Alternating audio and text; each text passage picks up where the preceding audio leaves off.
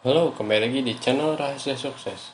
Pada kali ini kita akan membahas sebuah saham yaitu saham WINS, WINS, Wintermar Offshore Marine. Sebetulnya banyak pola VCP gitu ya di market seperti ini dia di break VCP-nya ya gitu. Berarti si volatilitasnya nambah tinggi lagi ya, memang marketnya sedang volatile gitu ya. Tapi ketika dia break dari si base yang udah ada gitu ya, dia perlu waktu lagi untuk membangun si base tersebut gitu. Nah, jadi kadang perlu perlu waktu yang lebih lama lagi gitu ya, nunggu si VCP itu untuk balik lagi dan dia membentuk base yang proper atau base yang benar lah gitu ya. Karena ya cukup cukup lucu sih ya gitu ya, kocokan-kocokan di hari-hari ini gitu, dimana misalnya Amerika merah-merah hijau gitu ya. Kemarin kita merah dulu hijau, terus kemarin dimerahin lagi, banyak lagi yang ARB atau yang turunnya cukup dalam. Nah, hal-hal yang gitu tuh yang membuat bingung gitu ya kita untuk kapan sih gitu masuk. Dan ya memang ekonominya sedang begini, Amerikanya sedang begini, ya susah ngomong gitu ya. Tapi ini adalah saham Wins ini. Sebetulnya ini purely karena aduh ini ngacak ntar ya. Ini karena kita gua rasa tuh chart Nexus nih. Nah, sebetulnya si Wintermar ini gitu ya, secara fundamental dia rugi bersih gitu ya. Dia membukukan rugi bersih turun 424% dibandingkan kuartal 1. Tapi menurut saya sih ini adalah sebuah hal yang wajar seharusnya gitu ya.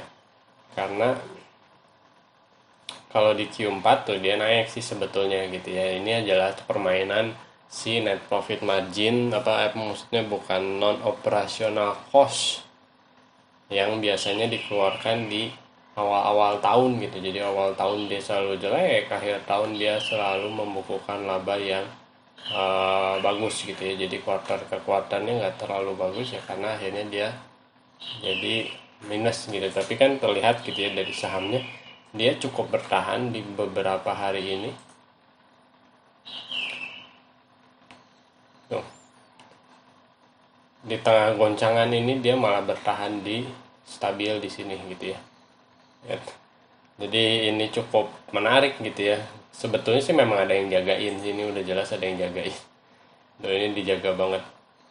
Di akhir tuh dinaikin gitu ya. Ini ada saham yang ngejagain gitu.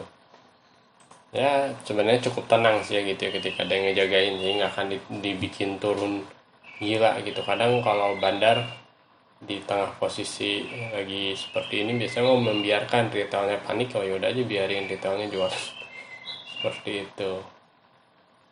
Nah terkadang nah inilah yang tadi ya, si operating income yang tadi ya, secara gross profit ya adalah profit tapi memang kecil.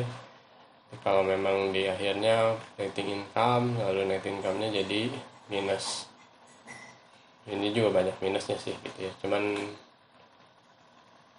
overall kita lihat coba secara annual net income-nya yaitu minus minus, tapi minusnya makin mengecil.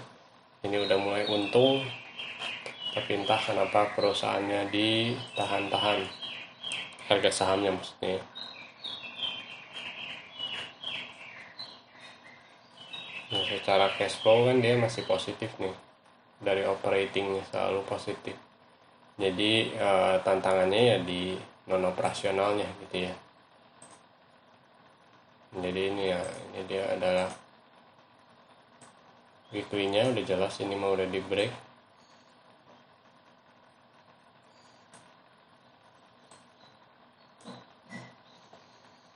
Lalu terbentuk lagi di sini gitu ya. Ini udah kelihatan nih kalau closingan weekly. Sekarang hari Kamis nih ada closingan weekly. Nah, memang bisa di atas 194, mungkin cukup menarik gitu ya. Ini juga kan sama ya, kan dia turun lalu dia ngebreak lagi, naik lagi lalu bikin base lagi di sini gitu. Dan base nya ini ya cukup proper gitu ya. Propernya ya mungkin karena cukup lama dan bertahan sih gitu ya.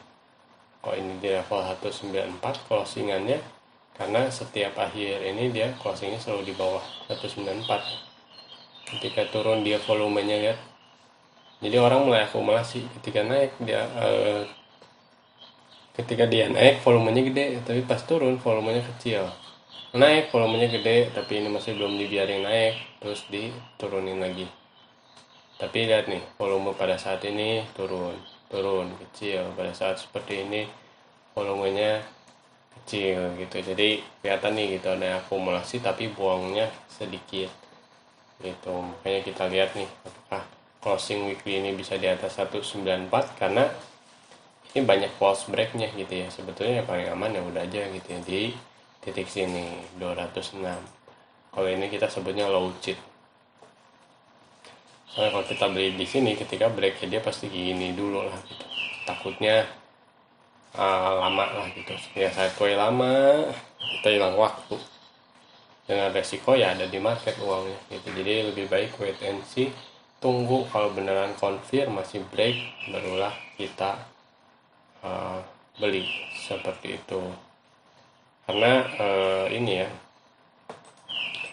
karena kalau mau kita lihat gitu ya saham-saham misalnya yang kemarin gitu ya, misalnya dibahas adalah misalnya Indika Energi. Nah, setting up bahkan breakout gitu ya di sini nih. Itu ada di sini gitu ya. Ini ada titik-titik belinya. Breakout tapi memang volumenya nggak terlalu tinggi, turunin lagi. Di sini dia sempat hijau nih, turunin lagi. Nah yang kayak gini-gini ini yang bikin cukup menegangkan gitu ya, kalau kita istilahnya berada di mempunyai posisi di market seperti ini. Mungkin kalau kita main akhirnya di posisi market seperti ini gitu, mungkin si scalping gitu yang main jarak pendek banget mungkin lebih bisa mencari peluang gitu, karena mereka kan nyarinya jangka pendek gitu. Kalau hari itu naik dan rame ya ikutlah di saham itu. Kalau misalnya lagi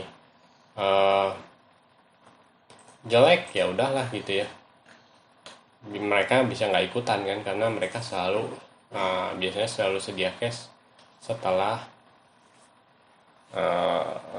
sedia cash ya di ini kan, biasanya kan langsung dijual pada hari itu juga. Saham ini pun sama gitu ya.